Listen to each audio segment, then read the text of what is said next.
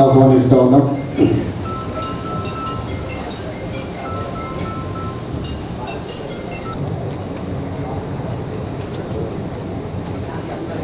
పూజ్య బాబు జగజీవన్ రామ్ గారి 117వ జయంతి ఉత్సవాలని గౌరవ జిల్లా కలెక్టర్ గారి మీదుగా జ్యోతి ప్రజ్వలతో ఈ కార్యక్రమాన్ని ప్రారంభించుకోవడం జరుగుతూ ఉంది. దీనిలో గౌరవ కలెక్టర్స్ మరియు గౌరవ అతిథులు, జిల్లా అధికారులు, వివిధ కుల సంఘాల ప్రతినిధులు కూడా పాల్గొనాల్సిందిగా కోరుతా ఉన్నాం.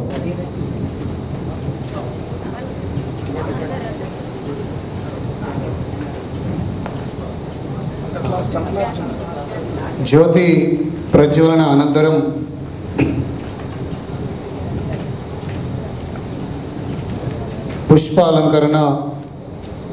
పుష్పాలంకరణతో గౌరవ అడిషనల్ కలెక్టర్ చే పూలతో బాబు జగజీవన్ చిత్రపటానికి నివాళులర్పించడం జరుగుతూ ఉంది. అలాగే వివిధ కుల సంఘాల ప్రతినిధులు కూడా పూలతో చిత్రపటానికి నివాళులర్పించాల్సిందిగా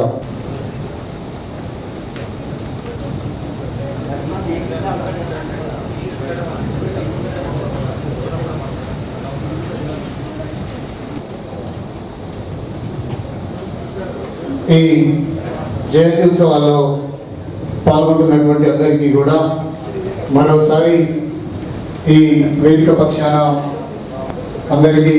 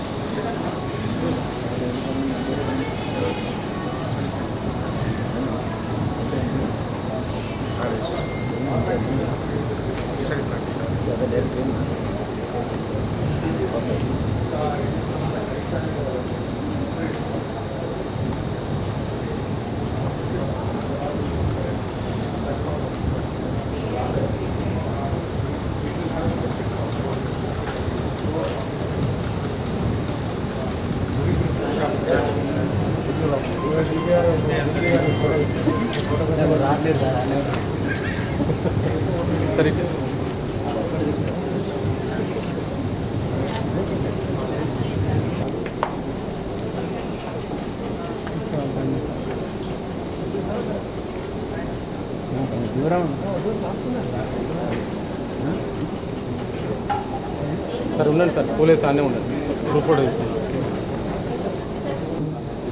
భారత పార్లమెంటులో 30 సంవత్సరాలు కేంద్ర మంత్రివర్గం, అందులో మనందరం పాల్గొనడం ఒక మహద్భాగ్యంగా భావిస్తూ ముందుగా ఈ 117వ జయంతి జగజీవన్ రామ్ గారి జయంతి Vinod Kumar additional SP madam మేడం గారు చిన్నతనం నుండి స్వతంత్రోద్యమంలో గాంధీ గారిని చూసి ప్రేరేపితులై స్వతంత్రోద్యమంలో పాల్గొని మరి స్వతంత్రం సిద్ధించిన తర్వాత డాక్టర్ బాబాసాహెబ్ అంబేద్కర్ గారు రాజ్యాంగంలో రచించిన రిజర్వేషన్ల ద్వారా చిన్నతనంలోనే వారు ఎమ్మెల్యేగా, అదేవిధంగా మంత్రిగా,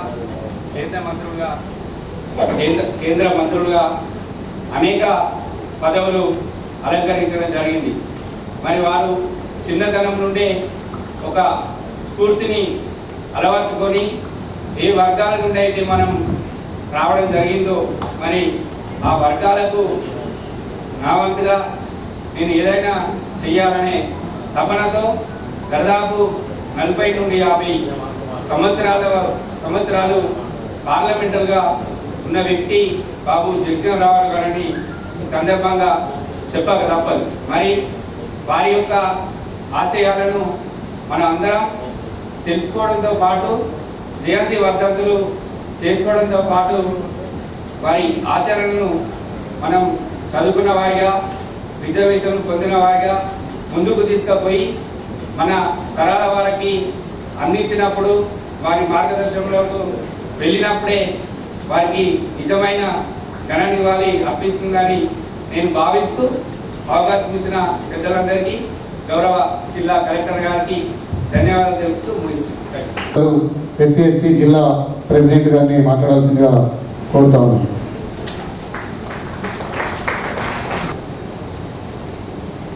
అనుభవించిన దాంట్లో ఆయన ఒకరు.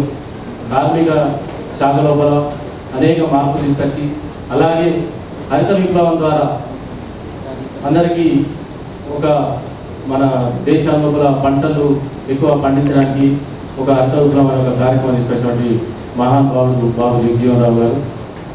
ఏళ్ళ తర్వాత సుదీర్ఘంగా అనేకమైనటువంటి చట్టాల లోపల మార్పులు తీసుకొచ్చి అనేకమైనటువంటి కేంద్ర శాఖ పదవులలో పనిచేశారు. అనేకమైనటువంటి ఉద్యమ స్ఫూర్తి ప్రదాత. వారి యొక్క జయంత్యుత్సవంగా అందరికీ శుభాకాంక్షలు. తన ప్రాథమిక విద్యాభ్యాసం చేసే వయసులోనే తన హక్కుల కోసం స్కూల్లో ముస్లిం పాని, హిందూ పాని అని కుండలు పెట్టినప్పుడు దాన్ని ఎదుర్కొని కుండలు పాల్గొట్టాడు మహనీయులు బాబు జగజీవన్ రామ్ గారు. అలాగే అలా కాదని అక్కడ హెడ్ మాస్టర్ గారు, టీచర్ల బృందం వాళ్ళు మళ్ళీ ఏమని పెట్టారు, హరిజన పాని అని కూడా ఒక కుండను సపరేట్ చేస్తే ఆ మూడింటిని కూడా పాల్గొన్నటువంటి మహనీయుడు అప్పుడే మనకు అంకురార్పణ జరిగిందని చెప్పచ్చు.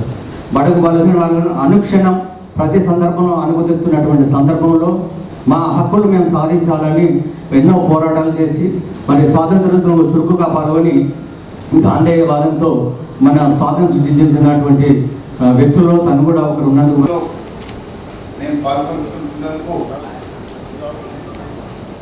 గర్వపడుతున్నాను. అతి పిన్న వయసులో మొట్టమొదటి మంత్రివర్గంలో స్థానం సంపాదించుకొని ఈ దేశ నిర్మాణంలో వివిధ శాఖలకు అధిపతిగా పనిచేసి ఈ దేశ అభివృద్ధికి ఎంతో కృషి చేసిన జగజీవన్ రామ్ గారి జయంతి ఈరోజు జరుపుకోవడం మనందరికీ సంతోషకరం. ఈ కార్యక్రమం మీరందరూ పాల్పంచుకున్నందుకు మీకు కూడా అభినందనలు తెలియజేస్తూ ఆయన సేవలు శ్లాఘించదలిగింది. ఎన్నో శాఖలు సమర్థంగా నిర్వర్తించి ఈ దేశానికి, ఈ దేశ అభ్యున్నతికి ఎంతో కృషి చేశాడు. ముఖ్యంగా నాకు వ్యక్తిగతంగా కూడా జగజీవన్ రామ్ గారితో ఎంతో అనుబంధం ఉంది. నేను 8th క్లాస్ నుంచి 10th క్లాస్ వరకు స్కౌట్స్లో పనిచేశాను. ఆ కాలంలో జగజీవన్ రామ్ గారు భారతదేశం స్కౌట్స్ అండ్ గైడ్స్కు అధ్యక్షుడిగా పనిచేశాడు. అంటే ఆ లైన్లో నేను హిందీలో ఉన్నాను. అత్యున్నత స్థానంలో ఉన్నారు. ఆ మానవీయ కింద పనిచేయడం కూడా నేను అదృష్టంగా భావిస్తాను. అది ఆ స్కౌట్స్ అనేది ఒక సేవా దృక్పథం కలిగింది. అంటే ఆ దృక్పథం ఉన్న వాళ్ళే ఆ లైన్లో ఉంటారు. అదే ఆ స్ఫూర్తితో ఈ సర్వీస్లో, యూనిఫామ్ సర్వీస్లో చేరి మీ అందరికి సేవ చేయడానికి నాకు ఆ ఇన్స్టింక్ట్ మొదలైందని నేను అనుకుంటున్నాను. అప్పుడు అంటే స్కౌట్స్గా ఉన్నప్పుడే డిఫరెంట్ ఎక్కడైనా ప్రోగ్రామ్ అయినా కానీ మేము వాలంటీర్స్గా పోయి ప్రోగ్రామ్స్లో సర్వీస్ చేసేవాళ్ళం. సొసైటీలో ఈవెన్ లాస్ట్కు రోడ్లు ఉడ్చేది కూడా చేయించేవాళ్ళం మాతోటి. అంటే సర్వీస్ ఇన్స్టింక్ట్ రావాలి వాళ్ళ ఉద్దేశంతో. అటువంటి మాకు కూడా ఈ జగజీవన్ రామ్ గారి స్ఫూర్తితో మేము ఈ కార్యక్రమం పాల్పంచుకొని ఈరోజు మీ ముందు జగజీవన్ రామ్ గారి జయంతిలో పాల్గొనడానికి అవకాశం కలిగిందని నేను అనుకుంటున్నాను. ఈ కార్యక్రమానికి ఇచ్చేసిన అందరికీ మరొకసారి ధన్యవాదాలు తెలియజేస్తూ ఈ కార్యక్రమ నిర్వాహకులకు ధన్యవాదాలు తెలియజేస్తూ ముగిస్తున్నాను.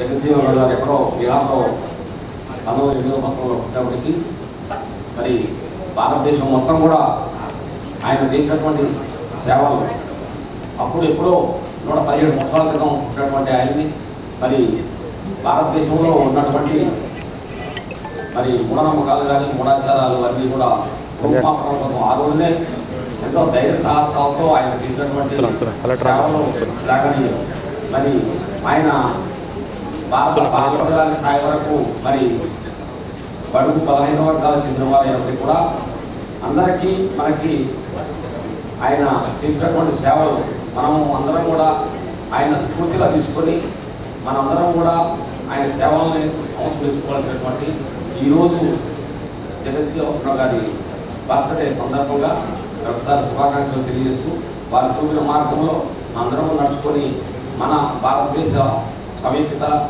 అన్ని రకాలుగా అభివృద్ధి చెందేటట్టు సహాయ సహకారం అందరూ కూడా ఉండాలని మరొకసారి కోరుకుంటూ చాలామంది చాలా విషయం మాట్లాడుకుంటారు. కానీ నిజంగా బాబు జగజీవన్ రామ్ గారి చరిత్ర ఒకసారి మీరు పిల్లలు అందరూ మీరు చదవాలి. పిల్లలు పెద్దవాళ్ళు అందరూ చదవాలి. మీరు చదివితే అది ఎంత ఎక్సైటింగ్గా ఉంటుంది, ఎంత అంటే ఆ కాలంలో వాళ్ళు అంత ఫార్వర్డ్ లుకింగ్. అంటే మనకి ఇప్పుడు ఇది కరెక్ట్ కదా, ఇది వాస్తవమే కదా అని అనిపిస్తుంది. కానీ ఆ కాలంలో వాళ్ళు ఇట్లాంటి సమాజంలో జరుగుతున్న అన్యాయాన్ని ఎదిరించడం కానీ, దానికి ఒక ఎదిరించడం మాత్రమే కాదు, తప్పుని తప్పు అని చెప్పకుండా దాన్ని ఎట్లా మనం సరి చేసుకోవాలి అని చెప్పేది కూడా చాలా ఇంపార్టెంట్ ఉంటుంది. అట్లా ఒక దిశగా ఒక సమాజాన్ని, ఒక ఐడియాని తీసుకుని పోయిన మహాన్ జీవితం, చరిత్ర బాబు జగజీవన్ రావు గారిది ఉన్నది. వాళ్ళు సుదీర్ఘంగా 40 సంవత్సరం, చాలా వరకు 40 సంవత్సరం యాక్టివ్ పొలిటికల్ లైఫ్లో వాళ్ళు ఉన్నారు. ఈ ఎంటైర్ కెరియర్లో వాళ్ళు ఆల్మోస్ట్ ప్రతి ఒక్క డిపార్ట్మెంట్, మీరు ఒక డిపార్ట్మెంట్ పేరు చెప్పండి, వాళ్ళు దాంట్లో పనిచేశారు. అగ్రికల్చర్ డిపార్ట్మెంట్ మంచిగా పనిచేశారు. గ్రీన్ రెవల్యూషన్ అందరికీ తెలుసా, గుర్తుందా గ్రీన్ రెవల్యూషన్? దానికి ముఖ్యమైన కారణం బాబు జగజీవన్ రావు గారు.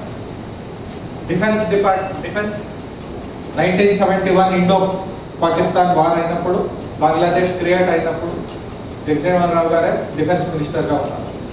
లేబర్ డిపార్ట్మెంట్, ఈరోజు మనం మాట్లాడుకున్న చాలా వరకు లేబర్ చట్టాలు, active working hours, safety precaution, ప్రతి ఒక్కటి వాళ్ళ ఐడియా నుంచి వచ్చినది.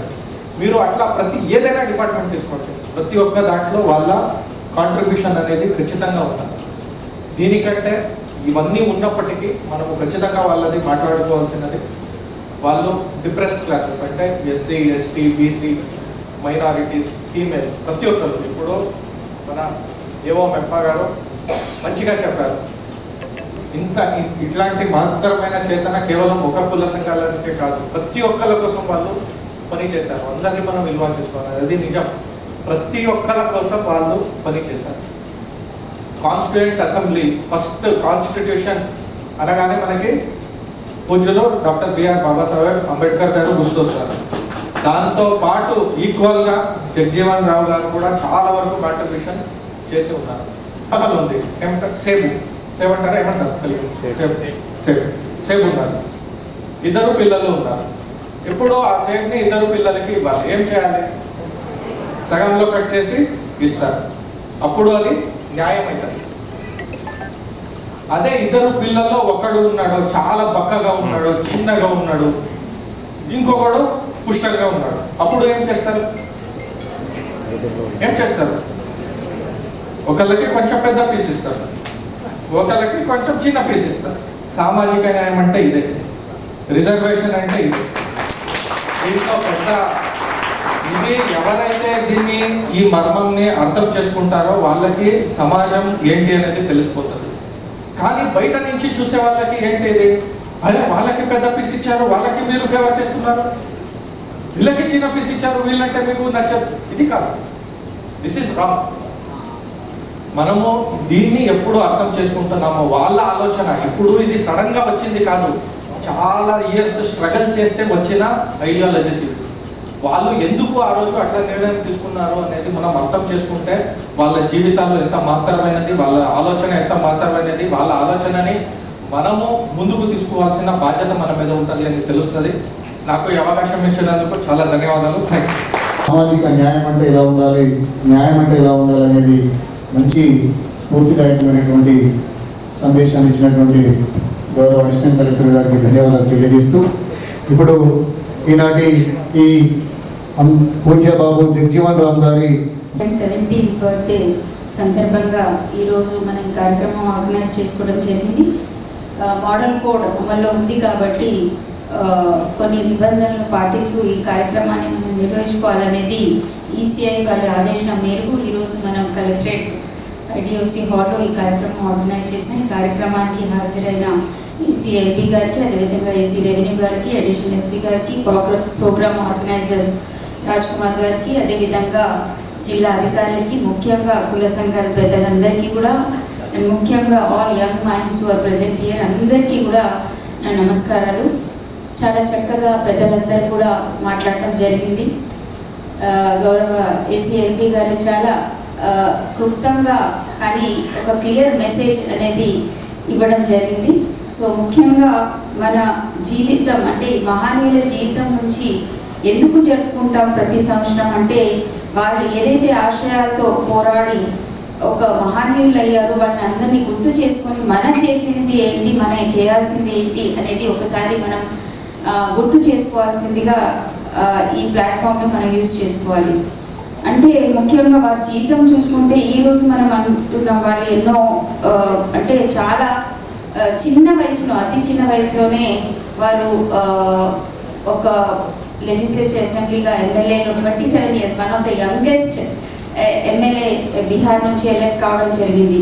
అయితే ఎందుకు రాజకీయంగా, ఎందుకంటే పాలసీస్ చాలా ఇంపార్టెంట్. ఏసీ గారు కూడా చెప్పారు, ఏ పాలసీస్ అయితే డిసైడ్ అవుతాయో మనకు తెలుసు, అది చట్టసభల్లో డిసైడ్ అవ్వడం జరిగింది. అక్కడ మన రిప్రజెంటేషన్ ఉంటే తప్పనిసరిగా మన గొంతు వినిపించవచ్చు అనేది భావించి వారందరూ కూడా పొలిటికల్, ఒక యాక్టివ్ పొలిటికల్ లైఫ్, కానీ అది అంత ఈజీగా రాలేదు మనకు తెలుసు. అంటే ఆ సమాజంలో ఆ టైంలో ఎంతో విపక్షతని ఫేస్ చేస్తూ కూడా, కానీ మన గళం వినిపించాలనే ఉద్దేశంతోనే వారు పోరాడి ఎలక్ట్ అయ్యి ఏ సందర్భంలో అయినా ఈ మన వర్గాల కోసం మాట్లాడడం జరిగింది.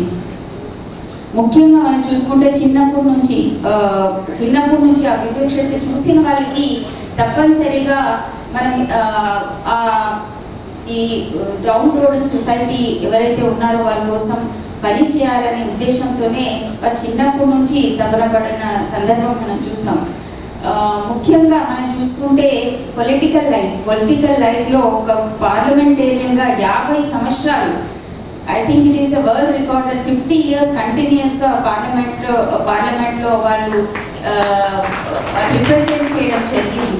ముఖ్యంగా చాలామంది అంటే సేవలు అందిస్తారు, కానీ ముఖ్యమైన ఘట్టాలు ఎప్పుడైతే అయినాయో వారు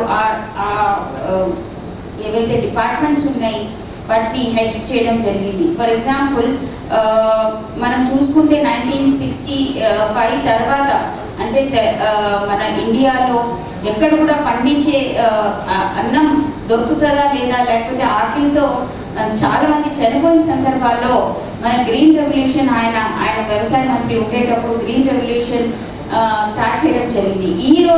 ఈ రోజు మనం ఆ స్టెప్ ఏదైతే వారు తీసుకోవడం జరిగింది, ఇప్పుడు ఏసీ గారు చెప్పారు ముందు చూపు, అంటే ఆ విజన్ అనేది వారికి రావడం. ఈ రోజు మనం ఎన్ని స్టేట్స్ మనం చూస్తున్నాం, చాలా వరకు జిల్లాలు, కంట్రీస్ మనం చూసుకుంటే చాలా కంట్రీస్లో ఆకలితో చచ్చిపోయిన సందర్భాలు మనం చూస్తున్నాం. కానీ ఈ రోజు మనం చాలా కాంపిటెంట్గా ఇండియా సర్వైవ్ అవుతుందంటే ఆ రోజు వారు తీసుకునే డెసిషన్ అని మనం చెప్పుకోవచ్చు. అదేవిధంగా ఇండో-పాక్ యుద్ధం 1971 చాలా కీలకమైంది. అప్పుడు ఎవరు ధైర్యం చేయరు, అంటే ఆ సందర్భం అలాంటిది. కానీ వారు ధైర్యం చేసి బంగ్లాదేశ్కి సపోర్ట్ ఇస్తూ ఇండియా-పాక్ యుద్ధంలో చాలా చక్కగా మన ఆర్మ్డ్ ఫోర్సెస్ కానివ్వండి అన్ని ఫోర్సెస్ ఫైట్ చేసి వాళ్ళ ఆధారంలో అప్పుడు వాళ్ళు రక్షణ మంత్రిగా ఉన్నారు.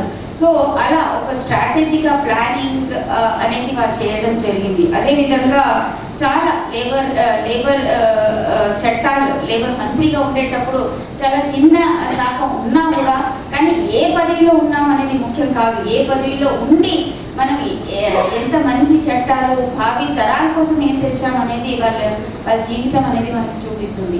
సో చట్టాలు తీసుకురారు. అప్పుడు లేబర్ డిపార్ట్మెంట్ అంటే లేబర్ కోసం ఎవరు ఆలోచన చేసే వాళ్ళు లేకపోయేవాళ్ళు, కానీ ఒక మంచి స్ట్రాంగ్ లేబర్ చట్టాలు తీసుకొచ్చి రక్షణ అనేది కల్పించాలనే ఉద్దేశంతోనే, ఎందుకంటే వాళ్ళు ఆ స్టేజ్ నుంచి వచ్చారు. సో ఆ బాధ వాళ్ళకి వాళ్ళ life style, labour life style కానివ్వండి, వాళ్ళు ఏ బాధ నుంచి సర్వైవ్ అవుతున్నారని, వాళ్ళకి జీవిస్తున్నారని తెలుసు. కాబట్టి ఆ దిశగా వాళ్ళు ఆలోచించి లేబర్ చట్టాలను తీసుకురావడం అనేది ఈ రోజు వరకు కూడా మనం అది ఫాలో అవుతున్నాం.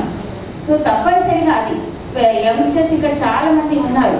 అయితే వాళ్ళ జీవితం ఏం నేర్పిస్తుంది మనకి, చాలా అంత ఈజీగా మనం చెప్తున్నాం ఇన్ని చాలా ఉంది, కానీ ప్రతిరోజు వాళ్ళు ఫేస్ చేసిన బిహైండ్ ద సీన్ మనం చూసుకుంటే ఎన్నో విపక్షతకి గురి అయినా కానీ ఎక్కడ కూడా ఆగిపోకుండా సాగుతానే ఉండాలి, మన గొంతు వినిపించాలి, ఆ గొంతుతో మన వాళ్ళకి బాగు చేయాలనే ఉద్దేశంతో వాళ్ళ జీవితం ప్రతిరోజు గడిపిన సందర్భం వాళ్ళ జీవిత చరిత్ర చూపిస్తుంది.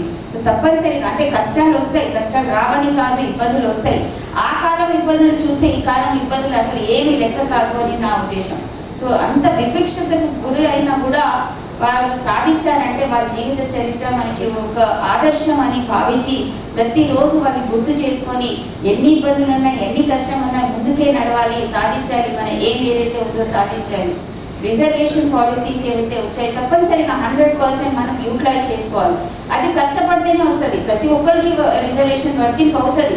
ఈవెన్ ఎస్సీ, ఎస్టీ, బీసీలు, మైనారిటీస్ ప్రతి ఒక్కరికి రిజర్వేషన్ ఉంది. కానీ దానిలో కూడా ఎవరైతే కష్టపడతారో వాళ్ళకి వర్తింపు అవుతుంది. సో రిజర్వేషన్ అనేది కూడా ఉన్న ఒక సపోర్ట్ సిస్టమ్ అనుకొని మనము ముందుకు వెళ్ళాల్సిన వస్తుంది. రిజర్వేషన్లో ఎందుకు రావాలి? మనకి ఓపెన్ సీట్లు వస్తే ఆ రిజర్వేషన్ కేటగిరీ మన వాళ్ళలో ఒకరికి వస్తుందని భావించి ఓపెన్ కేటగిరీలో ఫైట్ చేయాలి. యంగ్ పీపుల్ ఇక్కడ ఉన్నారు కాబట్టి.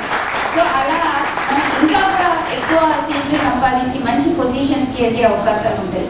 ఒక్కళ్ళు కూడా మన ఫ్యామిలీ నుంచి ఒకళ్ళు మంచి పొజిషన్లో ఉంటే మన మొత్తం ఫ్యామిలీ మెంబర్స్, ఒక ఖాందాన్, ఒక మొత్తం కుటుంబమే ఒక మంచి హోదాకి వచ్చే అవకాశాలు ఉంటాయి. కాబట్టి తప్పనిసరిగా ఆ రకంగా పోరాడాల్సిన అవసరం ఉంది, కష్టపడాల్సిన అవసరం ఉంది. వారి జీవితం అంత సాఫీగా ఏం సాగలేదు, అది కూడా గుర్తుపెట్టుకోవాలి. సో అంత ఈజీగా మాకు రిజర్వేషన్ ఉంది కదా మనం సాధిస్తామని కాదు. ఆ రిజర్వేషన్లో కూడా పోరాడి మనం ఫైట్ చేసి కష్టపడి చదివి ముందుకు రావాల్సిందిగా కోరుతున్నాం. అదేవిధంగా ఏవైతే మంచి మన జిల్లా అధికారులు కూడా ఉన్నారు, ఏవైతే ఈ డిప్రెస్డ్ ఉంటాయో ఇండివిజువల్స్ ఉంటారో వాళ్ళని గుర్తించాలి. దానిలో కూడా నేను చెప్పినట్టు కొంతమందికి ఓకే రెండోసారి హెల్ప్ చేయడానికి అవకాశం ఉంటుంది. కానీ కొంతమందిని అక్కడ కొంచెం మన జాగ్రత్తగా ఆర్తి చూసుకొని మనం ఎవరైతే నిజమైన అర్హులు ఉన్నారో వాటిని గుర్తించి మనం ఇవ్వాల్సిన చాలా స్కీమ్స్ వస్తాయి. కానీ దాంట్లో కూడా మనం ఏ విధంగా న్యాయం చేయొచ్చు, అదే అన్నారు న్యాయం, సామాజిక న్యాయం. సామాజిక న్యాయంలో కూడా విదిన్ దట్ కమ్యూనిటీ ఆల్సో ఎవరు నిజంగా మన సపోర్ట్ అందించాలి అనేది ఆ డిస్క్రిప్షన్ జిల్లా అధికారులకి ఉంటుంది. కాబట్టి ఎక్కడ కూడా ఆ బయాస్డ్ వేలో కాకుండా ఎవరైతే నిజమైన అర్హులు ఉన్నారో వాళ్ళని గుర్తించి వాళ్ళకి సపోర్ట్ ఇచ్చే బాధ్యత మన అందరిపైన ఉంది. సో తప్పనిసరిగా ఆ రకంగా మనం నడుచుకోవాల్సిన అవసరం ఉంది. ఈరోజు ఇంత ఘనంగా ఎస్సీ వెల్ఫేర్ ఆఫీసర్ గారు చాలా చక్కగా విదిన్ షార్ట్ నోటీస్, ఎందుకంటే day before yesterday Raj Kumar వాళ్ళు అడిగారు నన్ను, మేడం సెలబ్రేషన్ ఎప్పుడండి, అప్పటికే రాలేదు, ఈవినింగ్ టైం ఈ సర్కులర్ రావడం జరిగింది. రానున్న టైంలో గౌరవ బాబాసాహెబ్ అంబేద్కర్ జయంతి కూడా చాలా పెద్ద ఎత్తున మీ అందరి ఆధ్వర్యంలో మీ అందరూ సహకారం చేసుకుంటాం తప్పనిసరిగా. అదేవిధంగా వారి జీవితాన్ని ఎల్లప్పుడూ మనం గుర్తు చేసుకొని వాళ్ళు చూపించిన ఆశయాలు, వాళ్ళు పడిన ఇబ్బందులు కూడా గుర్తు చేసుకోవాల్సిన అవసరం ఉంది. వాళ్ళు ఏదైతే మనకి బాధ్యత ఇచ్చారు వాళ్ళు చేశారు, వాళ్ళ జీవితం అంతా కూడా అందరి కోసం పనిచేయడం జరిగింది. కానీ ఇప్పుడు మన బాధ్యత దాన్ని ముందుకు తీసుకెళ్ళడం, దాన్ని నిజం చేయడం, ఆ కళలను నిజం చేయడం అనేది మన బాధ్యత. కాబట్టి ప్రతి ఒక్కళ్ళు కూడా దీనిలో భాగస్వామ్యం కావాలని కోరుకుంటూ నాకు ఈ అవకాశం ఇచ్చిన అందరికీ కూడా ధన్యవాదాలు. చాలా అమూల్యమైనటువంటి విషయాల్ని, మహానీయుల యొక్క ఆదర్శాల్ని, వారి సేవల్ని కొనియాడుతూ